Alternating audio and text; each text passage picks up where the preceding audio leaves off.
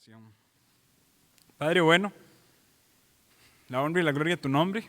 Oramos para que en este momento nos hables a través de tu palabra y nos edifiques a través de tu Santo Espíritu. Señor, ayúdanos a meditar en lo que creemos, a afirmarlo en nuestras vidas y a edificarnos, Señor, juntos para un crecimiento de piedad y santidad. Señor, te glorificamos a ti y reconocemos que tu palabra es la máxima fuente de autoridad para nuestras vidas. Y estando, Señor, conscientes de ello, queremos que tu palabra nos muestre la verdad a la cual nos debemos sujetar. La honra y la gloria a tu nombre. Oramos en el nombre de Cristo Jesús. Amén. Muy bien, mis hermanos. Artículo número 12, ¿verdad? Artículo número 12. Ya, les iba a decir que ya casi terminamos, pero realmente nos falta un poquito, ¿verdad? Artículo número 12.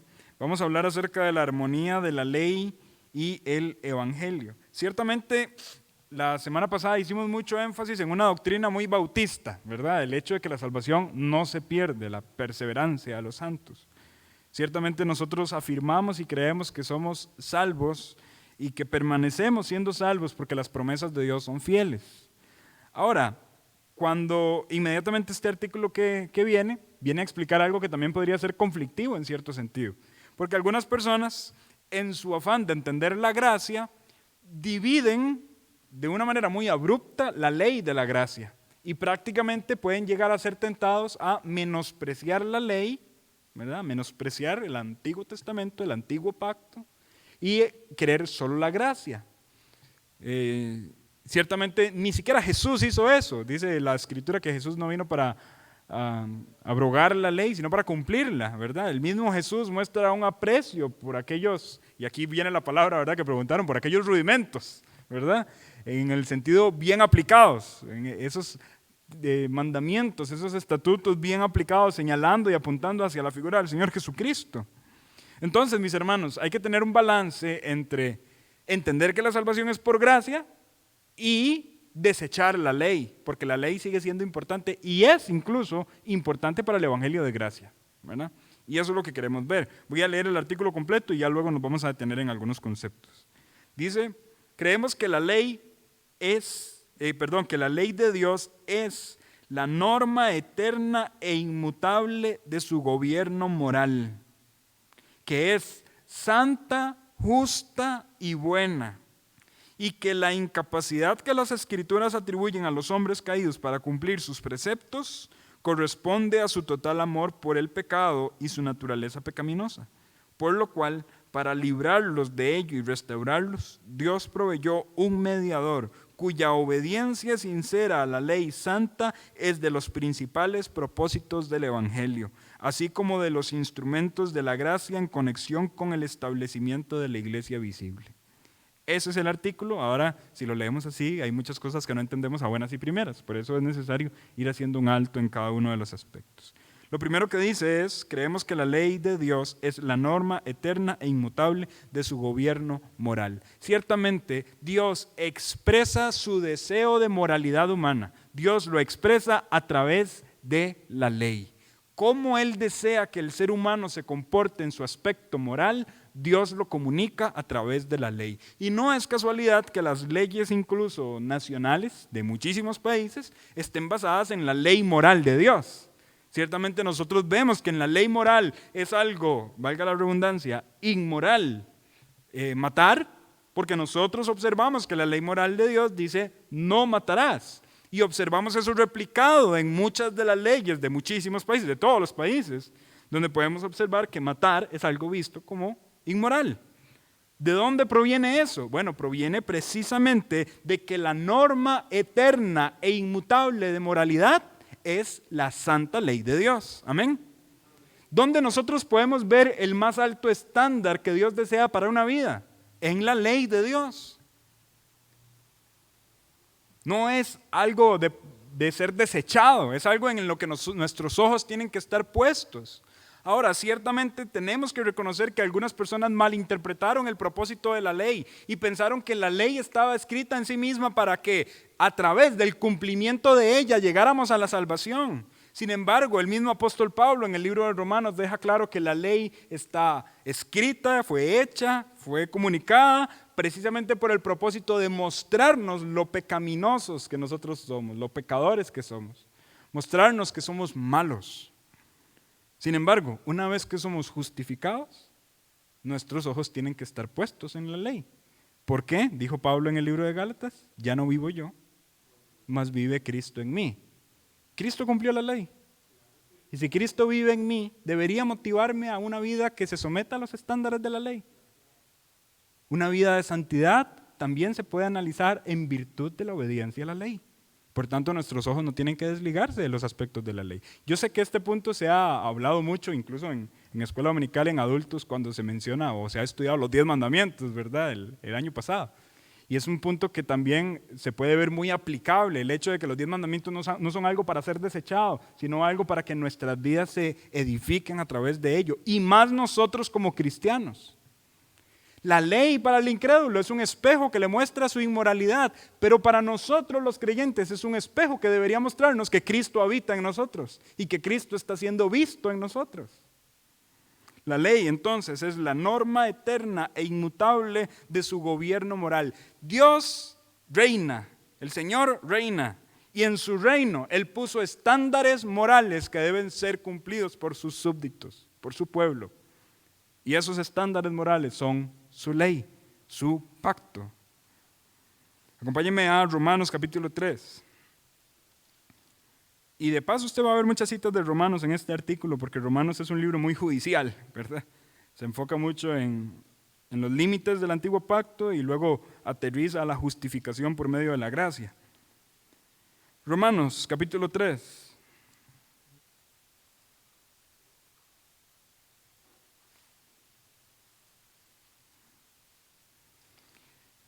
Aunque aquí se menciona solo el versículo 31, vamos a leer desde el versículo 21 para que veamos algunos aspectos interesantes. El contexto en el que está escrito esto es después de las 14 acusaciones universales de Pablo hacia la humanidad. Estas 14 acusaciones son: no hay justo ni a uno, no hay bueno, no hay quien busque a Dios, todos se desviaron, aún se hicieron inútiles. 14 acusaciones del estado de la humanidad, un estado caído, corrupto y pecaminoso.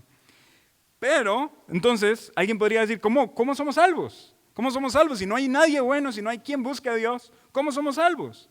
El autor de Romanos, el apóstol Pablo, dice en el versículo 21, pero ahora, ese pero siempre va a ser un punto de inflexión, ¿verdad? En el estudio de las cartas de Pablo. Pero ahora, aparte de la ley, se ha manifestado la justicia de Dios testificada por la ley y los profetas. La justicia de Dios por medio de la fe en Jesucristo para todos los que creen en Él, porque no hay diferencia. Si la condenación era algo universal, tanto judíos como gentiles, como griegos, están condenados porque no hay ni judío ni gentil bueno, justo, que busque a Dios. En este sentido, la forma, el acceso a la salvación también es algo universal porque no hay diferencia. Y dice la palabra del Señor que esta justicia es por medio de la fe en Jesucristo, no algo exclusivo para los judíos a través de su ley, sino algo para cualquier persona de cualquier nacionalidad, de cualquier etnia, de cualquier lugar. Esta salvación de la que está hablando el apóstol Pablo es gratuita, dice el versículo 24, siendo justificados gratuitamente por su gracia mediante la redención que es en Cristo Jesús. Ahora, esta redención tuvo un costo. Si bien es cierto, la redención es gratis, la redención tuvo un costo. Lo que pasa es que no salió de su bolsillo ni del mío. El costo salió del bolsillo del Señor Jesucristo. ¿Y cuál es el costo? Lo dice el versículo que sigue.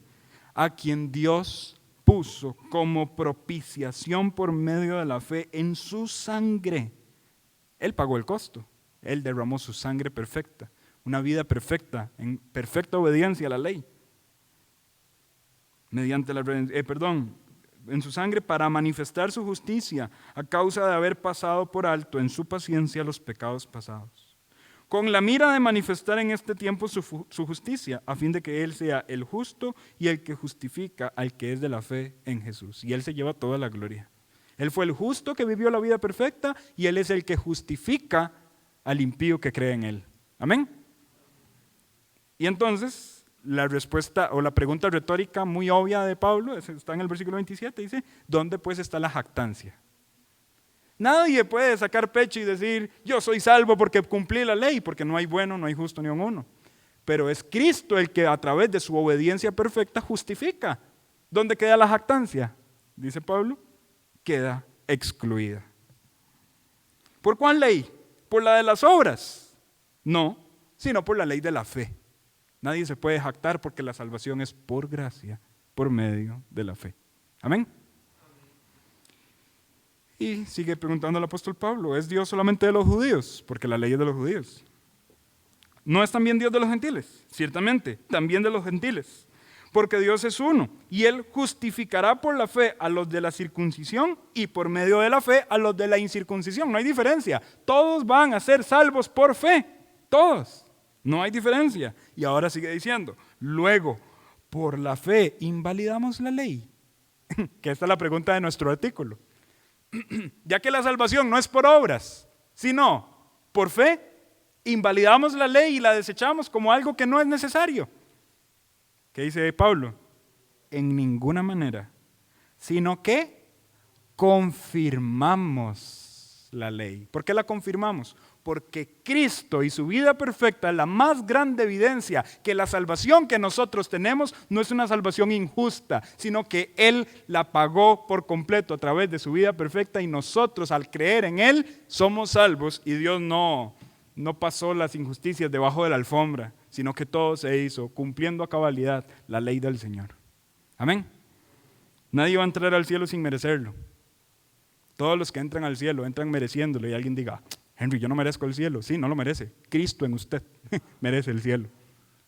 Y por tanto, la justicia de Cristo imputada en su vida le hace a usted merecedor del cielo a través de los méritos de Cristo. Qué glorioso. Que no es a través de nuestro esfuerzo ni de nuestras obras, sino de su obra perfecta. Decía un pastor, la salvación es por obras en un púlpito bautista, ¿verdad? Y todos los bancos escandalizados. ¿Qué es este pastor que está diciendo la salvación es por obras? Sí, pero no por las suyas ni por las mías, por la obra de Cristo, por las obras de Cristo, por la vida perfecta de Cristo. Por tanto, la vida perfecta de Cristo termina siendo una confirmación de la ley. Y Cristo es ese varón perfecto, a través y por medio del cual nosotros, por medio de su sangre y de su sacrificio, podemos ser salvos. Sigue diciendo el artículo, que es santa, justa y buena. Estos adjetivos para referirnos a la ley, tenemos que enmarcarlos muy bien en nuestro corazón. La ley es santa, justa y buena. No la menospreciemos, hermanos, no la menospreciemos. Si la menospreciamos, podemos llegar a menospreciar parte de la palabra revelada de Dios. Porque la ley es palabra revelada de Dios. Amén. Éxodo 20 es palabra revelada de Dios. Deuteronomio es palabra revelada de Dios. Si menospreciamos la ley, menospreciamos la palabra revelada de Dios. Vean lo que dice Romanos capítulo 7, del 7 al 14.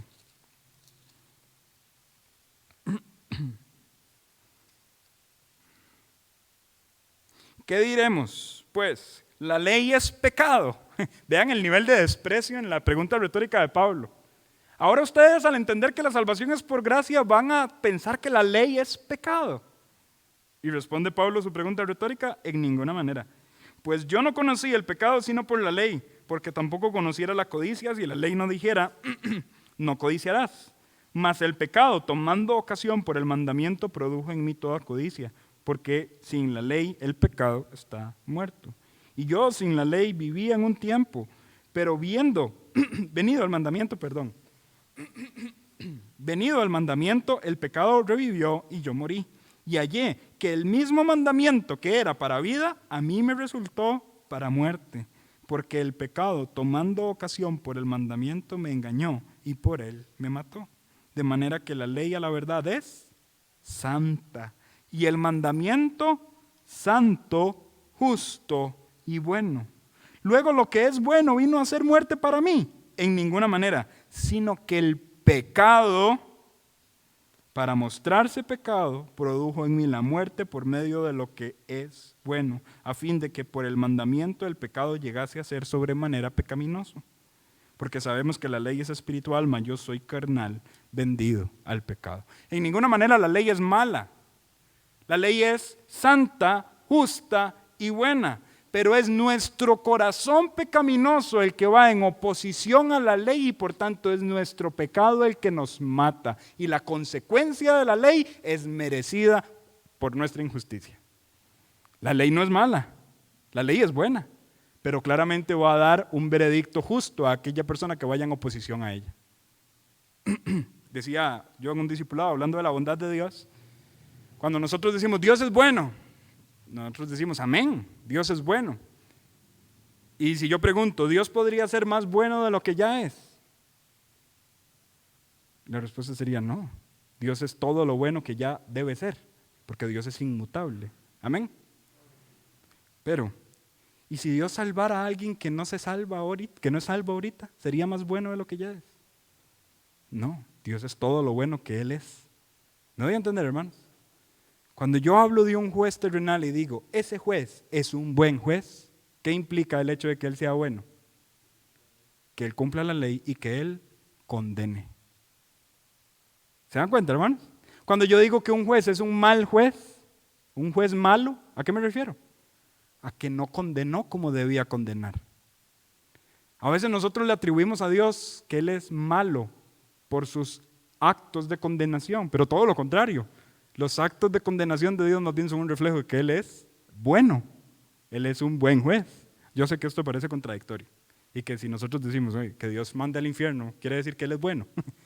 Sí, Él es bueno porque Él cumple con la palabra y el estándar moral correcto. Él es bueno, Él es un buen juez, así como un mal juez sería un juez que pase por alto el delito de alguien, Él no puede ser un mal juez. Y Él no dará por inocente al culpable. ¿Amén? Ahora, entonces la ley es mala. No, el pecado que mora en mí es malo. Mi naturaleza pecaminosa es mala. Y tomando ocasión a través del mandamiento, la ley me mata como consecuencia de mi pecado. Pero la ley no es mala por matarme, sino que es santa, justa y buena. Es más enredo que explicación. Yo creo que está un poco claro, ¿verdad? Pero a veces nosotros definimos bueno nada más aquello que es bueno para nosotros mismos y no bueno en un sentido general, ¿verdad? Entonces la ley es santa, justa y buena. Si usted lee, aquí está citado Salmo 119, y yo les diría, vamos a leer todas las citas que aparecen en esta porción, ¿verdad? Del artículo de fe. Y aquí dice Salmo 119, vamos a leer Salmo 119. No salimos hoy, ¿verdad? Es el capítulo más largo de toda la Biblia. Pero si usted analiza Salmo 119 y también Salmo 19, son dos salmos que se refieren constantemente a aplaudir la naturaleza de la ley. La ley es santa, es justa. ¿Se recuerdan en Salmo 19 que es un canto, verdad? Que a veces cantamos. La ley de Jehová es perfecta, convierte el alma. Los mandamientos de Jehová son justos, que alegran el corazón. El precepto de Jehová es bueno, que alumbra los ojos. Es algo sumamente bueno. Dice, deseables más que el oro y más que el oro refinado, dulces más que la miel y que de la que destila el panal. Se está refiriendo a la misma ley que nos mata, según Pablo. La ley no es mala, el pecado que mora en mí es malo. Y la consecuencia inmediata de la ley hacia mí es por culpa de mi corazón pecaminoso, no por culpa de la inmoralidad de la ley. La ley es santa, justa y buena. Por tanto, yo no tengo que desechar la ley, porque desechar la ley es desechar el Antiguo Testamento, hermanos. Ahora, hay que tener un balance, porque también hay personas que desechan el Nuevo Testamento y no ven la salvación por gracia, sino solamente por obras, a través del cumplimiento de la ley. Esto es lo que llamaríamos legalismo. Perdón por dar términos un poco extraños, pero el legalismo está en este extremo. Y en este otro extremo está algo llamado antinomianismo, ¿verdad? Y el antinomianismo realmente se refiere, la palabra antinomos, anti-ley, o sea, no queremos la ley. Es un libertinaje. Si el legalismo nos dice, solo a través del cumplimiento estricto de la ley usted puede ser salvo, el antinomianismo nos dice, la ley es basura. Vivamos como queramos, que vamos a ser salvos. Ninguna de las dos es real. La salvación es por gracia, por medio de la fe. Cristo cumplió la ley y Cristo a través del cumplimiento de la ley nos justifica, no por nuestras obras. Pero no es ninguno de estos dos extremos. Es no por obras, pero requirió la obediencia perfecta de Cristo. Continuamos. Es santa, justa y buena, dice. Y que la incapacidad que las Escrituras atribuyen a los hombres caídos para cumplir sus preceptos corresponde a su total amor por el pecado y la naturaleza pecaminosa. Creo que ya he explicado esto suficientemente, ¿verdad? La incapacidad que nosotros tenemos de cumplir la ley no se debe a que la ley sea mala, sino que nuestro corazón es corrupto y por tanto la ley más bien está reflejando nuestra corrupción. Romanos capítulo 8. Rápidamente, ahí estamos, una página. Romanos capítulo 8, versículos 7 y 8, dice: por cuanto los designios de la carne son enemistad contra Dios, porque no se sujetan a la ley de Dios ni tampoco pueden, y los que viven según la carne no pueden agradar a Dios. Vean lo interesante de lo que el apóstol Pablo está tratando de razonar. La forma en la que el ser humano agrada a Dios, la forma en la que el ser humano obedece a Dios es a través del cumplimiento de la ley. ¿Se dieron cuenta, hermanos? Voy a hacerles esta prueba y para que vean qué tan cierto es esto. ¿Alguien me puede decir cuáles son los dos mandamientos, los dos principales mandamientos? Y tu prójimo como a ti mismo. ¿Con cuál palabra empezó don Manolo su respuesta? Amarás. Si nosotros nos vamos a Éxodo capítulo 20 o a Deuteronomio, inicia la promulgación de la ley con el término amar. No. En el Nuevo Testamento la noción popular del resumen de la ley era amar a Dios y amar al prójimo. Pero cuando nosotros vemos la ley escrita en el Antiguo Testamento, la palabra amar ciertamente no aparece allí, ¿verdad? No tendrás dioses ajenos delante de mí. No te harás ídolos ni te inclinarás a ellos. Y ahí siguen los mandamientos. No cometerás adulterio, no tomarás el nombre de tu Dios en vano. Bueno, todos los mandamientos. Pero el término amar o no amar no necesariamente está explícito allí. ¿Me doy a entender, hermanos? Pero cuando nosotros vamos al Nuevo Testamento, se entiende que obedecer la ley es amar a Dios y al prójimo. Por tanto, mi relación con Dios, mi relación de amor hacia Dios, se demuestra a través de la obediencia a la ley.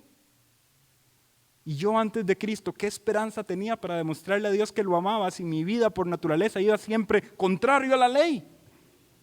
Pero ahora en Cristo Jesús yo le puedo demostrar que lo amo, porque Cristo en mí me capacita para el cumplimiento de la ley. El mayor acto de demostración de amor a Dios es fijarnos en su mandamiento y obedecerlo. Y así, como dice el Nuevo Testamento, amaremos a Dios y a nuestro prójimo. Si no tenemos ningún ídolo, amamos a Dios. Si no tomamos el nombre de Dios en vano, amamos a Dios. Si no mentimos, amamos al prójimo, al que no le mentimos. Si no cometemos adulterio, amamos a nuestros prójimos que se verían involucrados en ello. Si no codiciamos, estamos amando al prójimo y estamos amando a Dios también con ello. ¿Me doy a entender, hermanos? La forma en la que nosotros demostramos adoración, obediencia y amor a Dios está íntimamente ligada con la obediencia a la ley. Por eso los patriarcas eran constantemente motivados a cumplir el pacto. Y cuando desobedecían a las palabras del pacto, Dios se indignaba con ellos. Porque el pacto es algo precioso. Y es la forma en la que nosotros comunicamos nuestra adoración y nuestra reverencia al Dios Todopoderoso. Entonces, sigue diciendo el artículo, por lo cual, para librarlos de ello, ¿de qué? De nuestra natural incapacidad de cumplir la ley. ¿Cómo somos librados de ello? Para librarlos de ello y restaurarlos, Dios proveyó un mediador cuya obediencia sincera a la ley santa es de los principales propósitos del Evangelio. Su obediencia a la ley santa es de los principales propósitos del Evangelio. Piense por un momento cómo es su hábito de evangelización y alrededor de qué gira su evangelismo. Y con el respeto que ustedes se merecen como miembros fieles de esta iglesia, les pregunto si es que evangelizamos. Porque tristemente a veces no tenemos el hábito. Pero alrededor de qué debería girar un evangelismo sano. Voy a decirles primeramente alrededor de qué no debería girar. Un evangelismo sano no debe girar alrededor de la acción del hombre. He visto presencialmente a personas evangelizando que eliminan todo el mensaje del evangelio y se concentran en la respuesta al evangelio. ¿Cuál es la respuesta al evangelio? Arrepiéntase y crea en el Señor Jesucristo. Pero yo no puedo llegar a donde una persona y decirle, ¿me permite unos minutos para hablar con usted? Sí, claro, ¿qué le puedo ofrecer? Arrepiéntase de sus pecados y crea en Jesús. Me salté todo el mensaje y lo llevé inmediatamente a la respuesta que él debería dar al mensaje que yo debía haberle predicado previamente. ¿Me explico, hermano? ¿Qué le tuve que haber predicado antes? El evangelio. ¿Y qué es el evangelio? Que Cristo murió, fue sepultado y resucitó conforme a las Escrituras. Ahora sí, para que todo aquel que crea en Él no se pierda, sino que tenga vida eterna. Pero dentro del mensaje del evangelio hay un punto que a veces nosotros no nos concentramos, y es en la obediencia perfecta de Jesús a la ley. Porque ¿de qué sirve que Él haya muerto, que Él haya sido sepultado y que Él haya resucitado si en su vida hubo alguna infracción a la ley? ¿De qué provecho podría ser ese sacrificio, esa sangre para nosotros si esa sangre no es perfecta? Estaríamos siendo esclavos de continuos sacrificios, como eran esclavos los judíos en el tiempo del antiguo pacto, a presentar constantemente sacrificios, porque no eran suficientes para limpiar su conducta pecaminosa y su naturaleza pecaminosa. Si Cristo no hubiese sido perfectamente obediente a la ley, nosotros no podríamos tener esperanza de salvación eterna. Así que un punto importante del evangelio es que Cristo no pecó y cumplió la ley. Amén. Les pregunto, y realmente de manera muy sincera, aún a mí mismo me lo pregunto, ¿cuántas veces meditamos en ello cuando estamos evangelizando? ¿Cuántas veces le hacemos ver a la persona que el sacrificio que fue ofrecido por ellos fue un sacrificio perfecto, sin mancha? Cristo es ese sacrificio perfecto. Con tal de librarnos de nuestra tendencia al pecado y a la desobediencia y restaurarnos, Dios Padre proveyó un mediador que es Cristo, el Hijo de Dios, cuya obediencia sincera a la ley santa es de los principales propósitos del evangelio. ¿Por qué Cristo se hizo hombre? No podría haber venido sin haber adoptado naturaleza humana. ¿Tenía que ser humano para qué? Para morir, sí, pero también para obedecer la ley. Porque el pacto implicaba la obediencia de un hijo de Abraham, de un ser humano, de un hijo de Adán, a la ley. Y Cristo vino en naturaleza humana para poder morir, sí, pero también para poder obedecer como humano. Vean lo que dice Hebreos capítulo 12. Hebreos capítulo 12.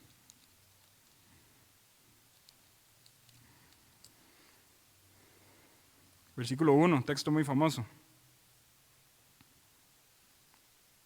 Por tanto, nosotros también, teniendo en derredor nuestra tan grande nube de testigos, despojémonos de todo peso y del pecado que nos asedia y corramos con paciencia la carrera que tenemos por delante. Puestos los ojos en Jesús, el autor y consumador de la fe, el cual, por el gozo puesto delante de él, sufrió la cruz, menospreciando el oprobio, y se sentó a la diestra del trono de Dios. Considerad a aquel que sufrió tal contradicción de pecadores contra sí mismo, para que vuestro ánimo no se canse hasta desmayar. Ahí está el Jesús verdaderamente hombre, sufriendo la cruz, menospreciando el oprobio y demostrando obediencia perfecta a la ley que es santa, justa y buena. Si la ley que es santa, justa y buena es la muerte al pecador, al que infringe la ley, ¿qué será la ley santa, justa y buena para aquel que no la infrinja? Todas las bendiciones de la ley van a estar para aquel que no la infrinja. ¿Quién no infringió la ley? Jesús. Y por tanto Él es el merecedor absoluto de todas las bendiciones de la ley. Y su justicia es imputada por la fe a todos los creyentes. Y por tanto merecemos todas las bendiciones de Jesús que obedeció la ley. Amén. Qué glorioso es esto, hermanos. Es que puede ser un mensaje profundo, pero al mismo tiempo es un mensaje súper esperanzador. Dios me ve a mí como alguien que cumple la ley, porque Cristo imputa su justicia en mi corazón. También dice el artículo, para finalizar, así como de los instrumentos de la gracia en conexión con el establecimiento de la iglesia visible. ¿A qué se refiere esto? Que un instrumento de gracia que es necesario para la iglesia visible es que los creyentes tengan la ley para el constante uso de sus normas morales. Ahora que nosotros somos hijos de Dios, como iglesia visible, tenemos que estar reflejando constantemente obediencia a la ley como un instrumento de gracia, para que el mundo vea nuestras buenas obras y glorifique al Padre que está en los cielos, para mostrar en los siglos venideros las abundantes riquezas de su gracia en su bondad para con nosotros en Cristo Jesús. Para eso. Ahora nosotros, siendo capacitados a la obediencia a la ley, podemos ejercer una vida de iglesia alrededor de la obediencia a Dios y el servicio a su santo nombre. Porque cuando nos reunimos como iglesia, no nos reunimos para hacer lo que nosotros queremos, sino para delimitarnos dentro de los estándares morales de un Dios santo, justo y bueno. Cuando venimos y nos congregamos como iglesia, lo hacemos para obedecer la ley del Señor, para adorarlo, para amarlo, para demostrarle que no tenemos un ídolo, sino que Él es nuestro Señor, Dios Todopoderoso, para demostrarle que no queremos tomar su nombre en vano, sino que queremos adorar su nombre y darle toda gloria, para demostrarle que no queremos confundirnos en el adulterio que el mundo ofrece, sino que queremos demostrarle nuestra fidelidad a Él y a las relaciones que Él ha provisto para que nosotros disfrutemos de su gloria. Todo lo que nosotros hacemos en la vida de iglesia debería ser en sí mismo un ejercicio de la obediencia a la ley. Por tanto, mis hermanos, ¿con qué cara podemos desechar nosotros la ley? No podemos hacerlo. Volvamos a Romanos 8 y ya con esto terminamos. Romanos 8. Precioso versículo. Versículo 1 y 2. 1 al 4, perdón. Aunque el énfasis está en 1 y 2, vamos a leer del 1 al 4. Ahora pues, ninguna condenación hay para los que están en Cristo Jesús.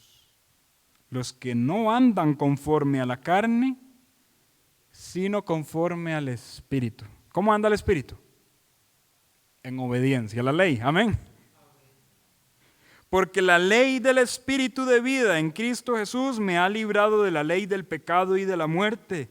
Porque lo que era imposible para la ley, por cuanto era débil por la carne, Dios, enviando a su Hijo en semejanza de carne de pecado y a causa del pecado, condenó al pecado en la carne, para que la justicia de la ley se cumpliese en nosotros, que no andamos conforme a la carne, sino conforme al Espíritu. Los hijos de Dios andan conforme al Espíritu y por ende andamos conforme a la ley. Los 10 mandamientos no son cosa desechable para la vida de un hijo de Dios, son cosa de alta estima. Porque ahora en Cristo Jesús hemos sido capacitados para andar en el Espíritu y obedecer a Dios y demostrarle que lo amamos. Amén, hermanos. Entonces demostrémosle que lo amamos, siendo obedientes a la ley. Pero en ninguna manera sintamos la tentación de jactarnos de nuestra salvación como si la mereciéramos por ser obedientes a la ley, pues entendemos que nuestra obediencia es gracia de Dios con nosotros.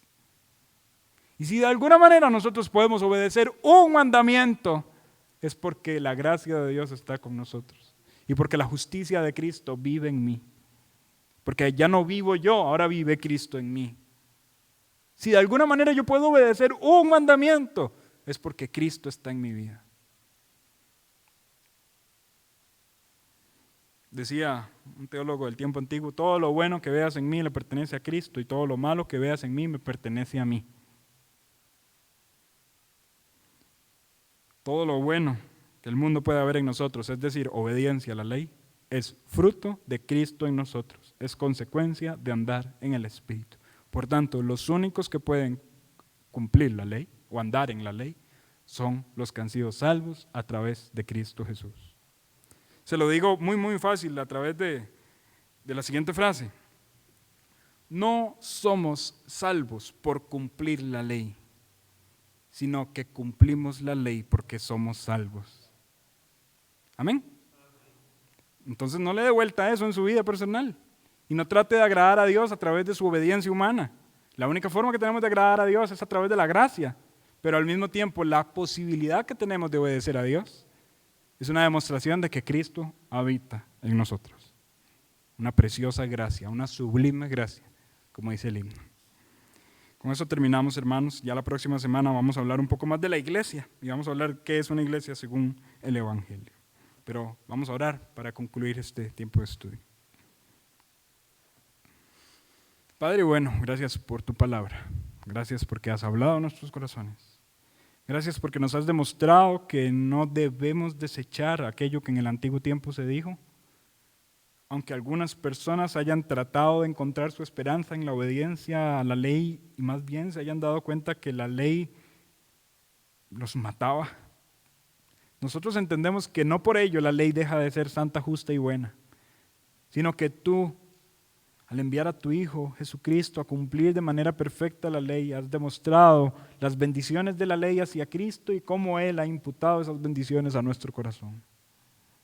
Y por tanto te alabamos, Señor, porque ahora en Cristo Jesús y andando en el Espíritu somos capacitados para cumplir la ley, honrarte a ti y vivir como una iglesia debe vivir.